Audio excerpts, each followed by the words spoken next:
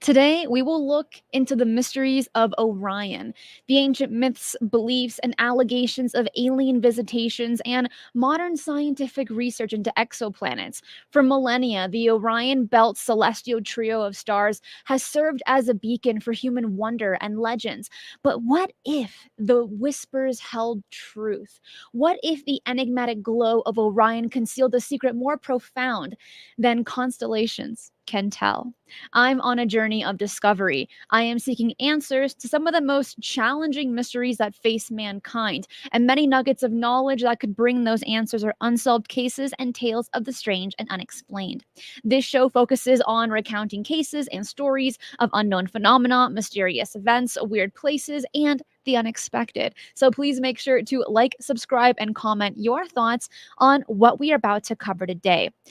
Let's start off with the cold, hard facts before we get into the stories, myths, and the ET connection. I'm going to share my screen here of Orion the Hunter.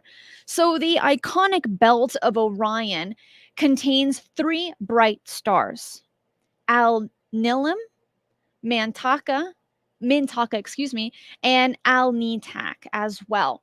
And you might ask yourself, how far away is Orion's belt? Fun little fact for you, it's 1,344 light years away.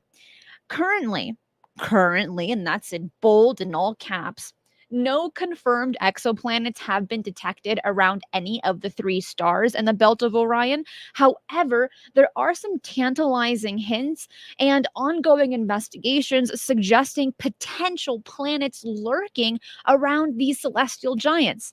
Why is that important? It will be a little bit later. So, first, starting off with Alnitak, Spritzer did some investigation on that star in particular, and looking at this, they noticed that there were some brightness variations, meaning that possibly, and there is no solid proof yet, that with these brightness variations, there must be a planet going around that star.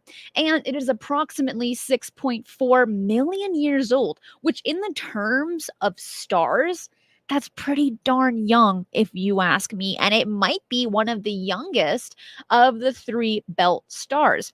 Now, moving on over to Alnilam, with this particular one, it also has hints of a slight wobble, and which could be induced by orbiting planets, which is really interesting. However, there is no data that is proving that to be the case, at least not yet. And the age is about the same as the rest of the stars in that area, referring to the belt, right?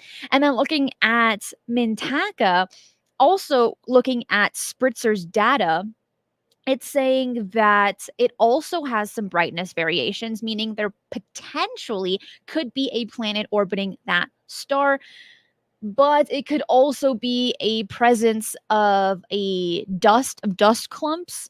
So there needs to be further investigations onto that. And for that particular star, it's about 6 to 7 million years old. So a little bit older than the other two, but still, in the terms of a life of a star, that is incredibly young. But now we have to ask ourselves this next question: how did people think of the connection between Orion's belt and extraterrestrials? Do civilizations across the planet think that that is where it all started? Creation, civilization, humans? There's a lot of questions there. Or did in Orion's belt, did our saviors come from there at some point? Well, let's take a look, and then you can make up your own mind on what you think. Starting off with Egypt and the pyramids of Giza, because this one has to be one of the what people usually go to when they look at Orion and the connection between that constellation and the structures here on Earth. So, the three main pyramids at Giza are roughly aligned with Orion's belt, with the south shaft of the Great Pyramid pointing directly at Orion's belt during the Northern Hemisphere's summer solstice, 2500 BC. So some argue that this alignment signifies astrological knowledge and possibly a connection to Orion's celestial significance in Egyptian mythology, aka Graham Hancock. However, here's the however, others point out that the alignment could be, quote, coincidental due to the prominence of Orion in the night sky and the north south orientation being common in Egyptian architecture. I'm not too fond of that word coincidental. And you're like, why?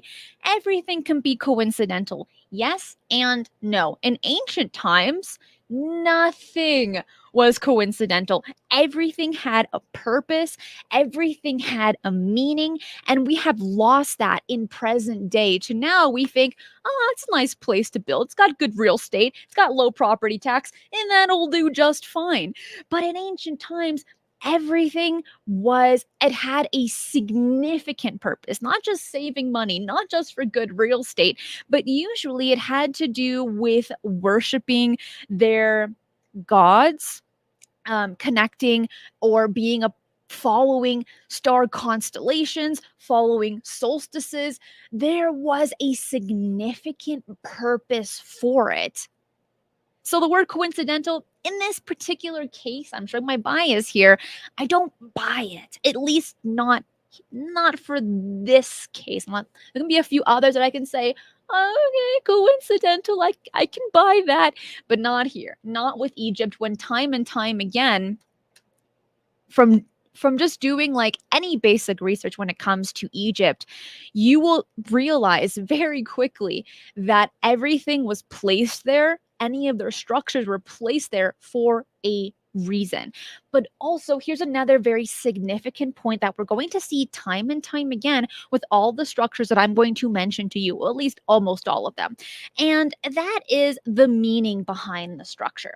It has become common knowledge today, and it wasn't not too long ago, but today in 2023, that it might not have been a burial ground per se, because when we're looking at the king's chamber and the queen's chamber, while there were giant a sarcophagus there, mummies were never found.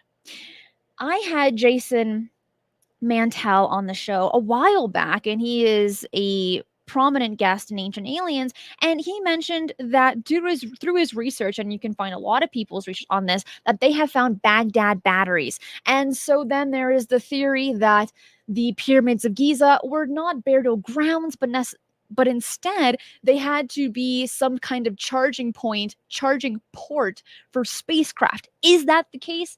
It's up to that right there is up to interpretation. You can make up your own mind on what you think of that. But what we do know at this point in time, at the very least, because new things are always being found consistently there, I wouldn't say every day, but enough to where it makes the headlines, that mummies have not been found there. So we have to ask ourselves, was it really a burial ground? Might not be. Okay. So I really want to bring that aspect up there. And I also would love, this is why I do live shows, because I love to hear your thoughts and your comments and your opinions on these in the live chat, because your insights are not only valuable to me, but to everyone else that reads them as well, because you will bring up points or questions that maybe myself or others did not think of. So let me know your thoughts. Anthony says, interesting. I like it.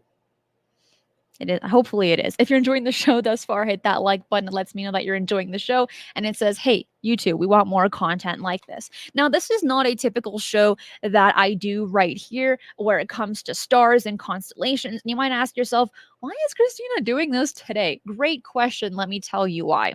Yesterday, I went out in the middle of the night, and the night sky was so clear. I was able to see Orion's belt, and I thought, in my research over the years, Orion's belt has come up time and time again. Not in a significant amount, but enough to be implanted in my brain to think there's something important about that. But what is it? So after years of sitting on it and then finally seeing the constellation last night, I said, you know what, this would be a great show to do, not only to educate myself, but hopefully it piques your interest as well. And that's why you tune into these shows, right? To pique your interest. Now we need to bring in the aspect of Egyptians and the Anunnaki. We cannot talk about them by themselves, but they got to be together, all right? Because we need to ask ourselves very quickly, who are the Anunnaki for those that may not know? So, they were revealed as deities by ancient Sumerians, and they are prevalent figures in the ancient aliens theory, like Zachariah Sitchin, and Eric von Daniken, and they have hypothesized that these beings were extraterrestrials. And according to their theories, the Anunnaki established a temporary base on Earth, particularly in the Middle East, around 4,000 to 5,000 years ago. And this purported goal was to genetically modify and enslave humans for gold mining operations. Now, these theories suggest that the Anunnaki were particularly interested in acquiring monoatomic gold, believed to be crucial in their medical and technological applications. Take that with a grain of salt. I will not tell you to believe it or not to, but it is worth mentioning when having this conversation today. Ancient Egyptian texts hint at the Anunnaki. Actually, maybe change that image right here. And celestial beings who descended from Orion's belt and bestowed knowledge upon humanity.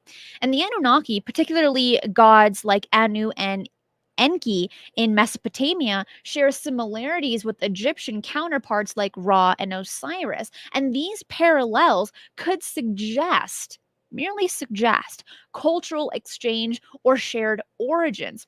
And this connection links Orion with creation myths and the origins of civilization. And I wish, like, words these days could just come out of your mouth, showing as a word and being in all caps and in bold. I mean, we have, word to text, right? But I mean, live like this, because we're going to hit on that word creation time and time again today, because there seems to be a connection here between a handful of civilizations that we will talk about and their myths and legends of Orion, but also that constellation in particular, out of all of the constellations that can be seen from Earth, that one across the globe has a connection with creation. And why? Why is that? Because there are so many different ones. Why do so many civilizations have to pick Orion out of all of them to be their origin story of creation? Keep that in mind. We're going to get back to that. Because our next place that we got to stop at is Mexico. So the Mayans had extensive knowledge of astronomy and documented celestial bodies of their understanding there. And so certain Mayan cities like Tikal have temple pyramids with possible alignments to celestial bodies, including Orion's belt. But we need to talk about the city of Teotihuacan, because these three temples, you have the moon, the sun, and Quetzalcoatl there, and it's believed that those three pyramids align with Orion's belt. And which is interesting. Okay. And that can be taken with a grain of salt. Could that just be a coincidence? It depends who you ask. But one thing that needs to be addressed is the significance of those temples, because the significance is going to play a big role in our understanding when it comes to the connection between ancient structures and Orion's belt. So, the city's layout mirrored celestial bodies and served as a sacred space for rituals and ceremonies connected to the cosmos, creation, and deities like the feathered serpent. Teotihuacan was classified as a holy city and a prosperous one for about 600 years compared to other cities in that area during that time frame. Teotihuacan was the place to go, or taken, depending on how you look at it, but it was classified as holy. And those three pyramids weren't just a place for royalty to reside. No, it wasn't just a home for people just to have a good time. It was a place of worship and sacred ceremonies. Okay. All right, getting into our next one, and that is Stonehenge, because it has a possible alignment with Orion's belt during the winter solstice. But again, not the only potential celestial connection, as we can see in this image right here. And I can actually zoom in on that because you have the winter solstice, the summer solstice, and then that kind of aspect. But people have ideas of why Stonehenge was created in this case, right? To understand the winter and summer solstice. But we aren't entirely sure, which is interesting. And I thought, we need to talk about that. Our next location, here is Teotihuacan and its alignment with Orion. And as you can see, it has a very similar connection because these pyramids could have been built anywhere. These three pyramids could have been built in a pyramid shape. This tiny one could have been on top, right? But they had decided, and they said, okay, when we build these big bad boys, because if you've ever seen them in person, they are ginormous. We're going to build them exactly or very similar to the alignment of Orion. Again, during this time frame in ancient times, things were not coincidental. Everything had a purpose and a reason, and usually, I wouldn't say all the time, but a good majority of the time, it had a spiritual reason for it. This next one, this was new to me, by the way, is in Zimbabwe, called the elliptical wall. And within the complex just maybe, might align with Orion's belt in specific orientations. The exact purpose of the elliptical wall is still a subject to debate among historians and archaeologists, but it is believed to have been a royal compound or a ceremonial site. There it is again. We don't know the purpose of it, but there's a high chance that it had a spiritual aspect to it. And some theories suggest it might have had religious significance, or the total opposite, could have been used for defensive purposes. Again, don't know. We aren't aware of that, but we need to put all of the ideas on the table. And here's another image of it, of how it looked before the 15th century, because this is a more modern image and it's falling apart. All right. But in ancient times, it looked kind of like this. Now we have to ask ourselves, what aspects are we looking for it to align with Orion? And this is why I wanted to bring this up, because all information that we look at is valuable. It doesn't need to fit the narrative, but it needs to be addressed, looked at for people to make up their own minds on what they think. Because looking at this image, you could say, oh, yeah, it definitely aligns with the Orion. You got this little circle and this one, or even this one, and that's perfect. It is, at the end of the day, it's all up to interpretation in present times. We cannot speak to the ancient people that created it and get their understanding of why they built it. In modern day, we have to say, you know what, maybe, possibly. And that's why I really wanted to address this particular one, because it's worth mentioning. But a lot of this is speculative and subjective. There is no exact right answer, and there is no exact wrong answer, because it's just subjective. And that's what makes this topic so hard and filled with debate and anger and people being upset for that exact reason. And Chris, thank you. And he says, maybe we have it backwards. Did the last civilization leave them as clues to where they went? That's an interesting idea. I can dig that. I think that's worth looking into. And this is why we have these questions and these open conversations to hear your side of it as well. Emily says, it's kind of like lining up a magnetic chamber. Hold on to that thought, Emily. Girl, you are ahead of me. We're going to maybe touch on that. Marky says, I love answers. Hey, you and me both. I have so many questions and I want the answers to all of them. Are we going to find those answers anytime soon? I don't know. Hopefully. The next thing we need to look at is mythology. This is going to be very prevalent. And when we're looking at these stories across the globe, it is believed that they have nuggets of truth within them. First, starting off with the mighty hunter, as we are seeing here, that is the constellation of Orion.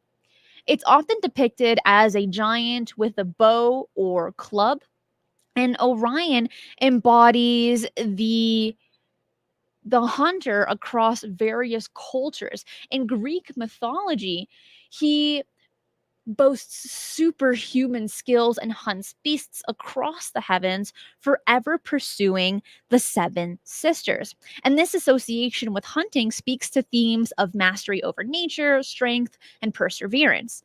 But while we're still on that story, because if you look at any Greek mythology, it ain't just one sentence and that's the whole story.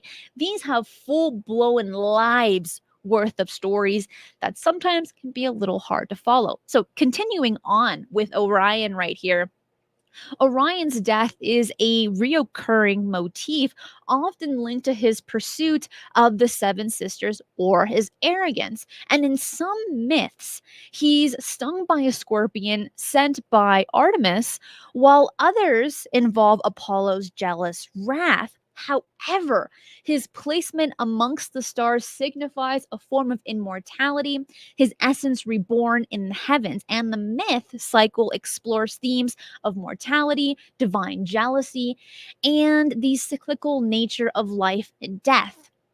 When we're looking at that right there, it has some similarities to the connection to Egypt and the soul going back to Orion. Why didn't I mention this a little bit earlier? Because it's significant right here, right now.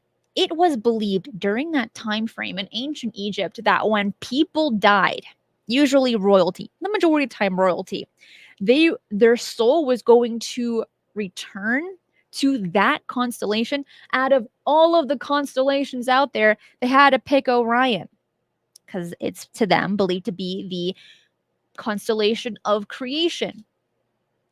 But also with this is the navigation aspect. And this is also important because Orion's prominent position in the sky and its alignment with other celestial bodies made it a valuable tool for ancient cultures. And it served as a celestial calendar marking seasons and solstices, and its stars guided travelers and sailors across the vast expanse of land and sea.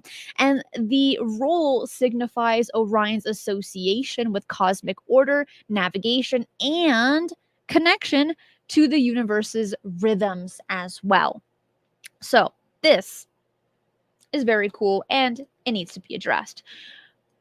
Right now, we have 376 people watching this live, only 190 likes. If you're enjoying the show, hit that like button. Let's get to 200 likes right here, right now. I'll give you a second to do that if and only if you're enjoying the show, of course. The next country or continent that we need to get to is Africa and their mythology when it comes to Orion's belt, because you're going to see a few reoccurring themes that I have mentioned just a little bit earlier. So the Dogon tribe possesses remarkable astronomical knowledge, including accurate details about Orion's binary star system and believed to be passed down for millennia. And they associate Orion with twin gods, Nomo, who descended from the stars and brought knowledge and technology to humanity. Okay, let's dissect that just for a moment here. The Dogon are saying that when it comes to Orion, one of the twin brothers came down alien and brought knowledge and technology to humanity. And the Dogons also have myths related to Orion's belt, and they associate these stars with the figure of Amma, their supreme god. Listen to this, who is responsible for the creation of all things. We are seeing it here yet again, the word creation, and it's only going to keep on repeating as we go along. So the stars of Orion's belt are seen as representations of a cosmic region where Amma's order was first manifested. Out of all the constellations that we can see from Earth, Orion is a consistent one that has to do with creation. And these cultures do not speak with one another. And we're going to continue with this, obviously. But during these time frames, going back thousands of years, at least to my understanding, these cultures were not speaking to one another. And yet they are sharing the same types of origin stories. Why is that? We can make up our own mind to that. There are a bunch of explanations. But sometimes we have to think, well, was it extraterrestrial that thought, you know what? We're going to talk to these people and this tribe and this country and these people, and we're going to tell them all the exact same story because maybe, just maybe, it's true. But even the Bushman tales of animals and ancestors, and this is talking about the Axam Bushmen of South Africa, see Orion's belt as 3 male tortoises hung on a stick, with Orion's sword as 3 female tortoises. And this symbolism links the constellation to, guess it, creation, but also fertility as well. And similarly, the Nama interpret Orion's belt as 3 zebras, 1 male by in the middle of 2 females, connecting it to animal spirits and the natural world. So we are hearing from multiple tribes and countries, with only more to come. This next one, talking about the Native Americans, and talking about 3 different tribes today, actually. The first one being the Navajo and their sacred mountains. And so the sacred mountains include the San Francisco Peak, Blanca Peak, and Hesperus Mountain. So I'm going to point it out right here. You have San Francisco Peak, you have Hesperus Mountain, and Black Peak. And if you were to look at it like this, it looks very similar. It follows the same kind of path as Orion's belt. Is that a stretch? Depends who you ask, because it is all about perspective, and everything that we're covering is subjective here. But if you have been trained, as we are doing it today, to at the very least memorize how Orion's belt looks and trying to find that pattern, we are seeing that right here. But why is this significant? Because number one, the Navajo classified these as sacred mountains out of the thousands of mountains that are in the United States. And even in the area of the Navajo tribes, they said these 3 are the most sacred for their own reasons. Okay. The next one we're going to cover is the Hopi and their Black Mesa. Now here, this one looks more like a stretch. It's kind of hard to see if this follows the path of Orion. But why I'm bringing this up is their myth behind it. Because the Hopi call Black Mesa the Earth's navel, aka creation. And there it is again. The next one we're going to cover is the Chumash Point Conception in California. Well, it's in the title right there, meaning that for them, that is where creation started. And when we look at this, what's really cool is that in this image, we're able to see the coastal line where this point conception is. But then in the corner, we're able to get kind of a better idea of the shape coming off the coast of California. And again, if we are trying to put point A with point B and see a pattern, we can kind of see, at the very least, a potential path that matches decently to Orion. Now, is this one a stretch? A little bit, because it's a little bit more curvy than it should be, at least in my opinion here. But it needs to be addressed here that while this one is not perfect alignment, point conception considered the Kumash Earth's navel roughly faces east where Orion rises, and the potential connection could relate to their connection story involving the ocean and the east as a symbolic starting point. And the Kumash traditions place the Earth navel point near Point Conception in California, marking the emergence of their ancestor from the ocean. I like this. Why do I like this? Because we're able, just for a moment, just for the time that we have together, to think outside of the box. I am not here spoon feeding you information and say, you need to believe this, you need to believe that, and don't ask questions. The beautiful thing about this show is that we're able to collect all the information that we can, place it on a table, and then you can pick and choose like a buffet on what you want to agree with, disagree with, what you want to believe and not believe. That is the beautiful thing about this show, but also about this topic as well, because it is not concrete, at least not yet. Could that change in a few years? The way that things are going, I would love to say yes, but not yet, at the very least.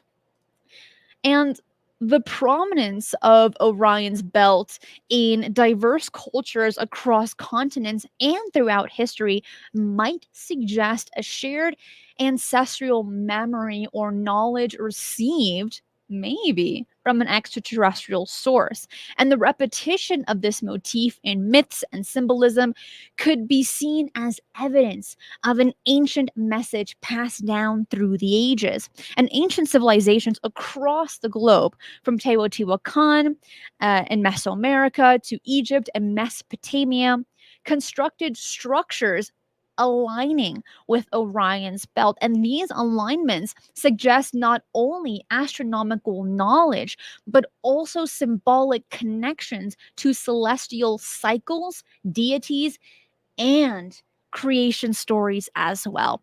And that's why, at least to my understanding, why this is so significant. And fun little fact is the best time to see Orion's belt is between November and February. So go out today, take a look at it, see if you can see with your own eyeballs. And right now we have 430 people watching. Let's get to 300 likes if you are enjoying the show thus far, or even if you're going to go out tonight and try to look for Orion's belt. I'll be doing it. I'll be checking it out tonight, because who doesn't love looking at the stars? I do need to get a better knowledge of constellations. I need to buy like one of those books, one of those giant maps, to point them out and feel super cool about it. Because don't tell anyone this, okay? But all I can kind of know is the Big Dipper, the Little Dipper, Orion's belt. And that's as far as my knowledge goes. And I say I can definitely see those. But the rest of them, to my eyes, it's a bit of a stretch to say, oh, this one's a whole dog or a whole bear or a whole hunter, right? I find it, for me, a little bit difficult, but that doesn't mean that I'm not going to learn, because it is amazing and it's so much fun. But on top of that, the stories and the myths that are connected to it, it allows your imagination to run wild. And that's the best part. But let me ask you this. How good are you at pointing out constellations? Can you say, oh, that one's definitely this and that and yes and no? Let me know, okay? Because that's a pretty cool skill if you ask me. I know, Jet says they have great apps for stargazing. I had one and then I deleted it, and I think I'm going to re-download it because it's so cool. You're able to just like have your phone when it's on GPS mode, and you can kind of look up and side to side, and it tells you what constellation it is. If you ever go stargazing, for anyone that's listening and you want to see maybe a little bit more than hoping to see a UFO, definitely get the app. It's really, really fun. And some of them actually play background music. It's a little extra little detail. I think it's very cool. Oh, Joanne says, I'm with you on the big three, LOL. Yes. Big Dipper, Little Dipper, and Orion's Belt. Those ones really spit out at you. The rest, it's a bit harder. D says, there are a dozen dippers out there. Is that true? As you can tell, right there, my knowledge is a little limited there. Sad for Good says, I can recognize Orion and the two dippers. Man, everyone, that is so awesome that many of you can do that and be like, I feel confident with that one. All Work and Low Pay, that's a great name, says Venus is also pretty easy to spot. Yes, it is. It's also just very fun to look at as well. Daniel says, I've owned telescopes since a child and love looking at the stars. That is probably one of the best Christmas gifts to get someone. Doesn't even matter the age. Get them a telescope. Get them a cheap telescope. Doesn't even matter. Because when you are out in nature looking out at the sky, you step out. Literally, you step out of your cubicle mindset and you are able to feel that wonderment and curiosity that you did as a child. And that sometimes adults lose because they're filled with stress and anxiety and paying the bills and going to work and taking care of the family. I get it. I do. But having those little hobbies, having those little stress relievers, but having ones that pique your curiosity and your wonderment, those are the best ones to have.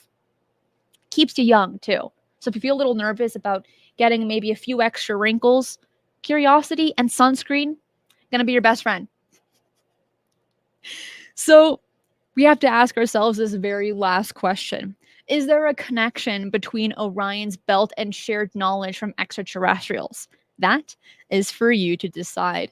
I want to say thank you for everyone watching this show live. Hit that like button, obviously, if you enjoyed the show. Subscribe if you haven't already, and comment your thoughts. Right here on this channel, we do 3 live shows a week. Thursday will be Mysteries with a History with Jimmy Church of Faded Black Radio, and Friday will be Weekly Strange News. Both those will be live. You do not want to miss them, so make sure to also hit that notification bell right below on YouTube so that you will be notified when we go live. I want to say thank you to all the super chats, YouTube members, Patreon supporters, and of course, all of my amazing moderators. You know I cannot do this show without you. Before you run off, I do want to mention I do have a space ambient music channel called Cosmic Portals. If you need help falling asleep, relaxing, or using your imagination to wander the universe, take a look at my space ambient music channel. Again, that is called Cosmic Portals. It has about 1,000 subscribers right now. If you enjoy that kind of music, please subscribe to that channel as well. I love making that kind of music. It helps me with my insomnia, and hopefully it helps you as well. At the very least, relax or even just enjoy the music. Follow me on Twitter at eyes_on_the_skies for all of my updates and news, and also on my Instagram at Strange Paradigms, where I share pictures and short videos. If you want to continue the conversation, bring it over to the Discord server with 2,700 other like-minded members. Share your thoughts, your insights, your experiences, and more. That is it for today. I will see you on Thursday. Be safe, and remember, keep your eyes on the skies.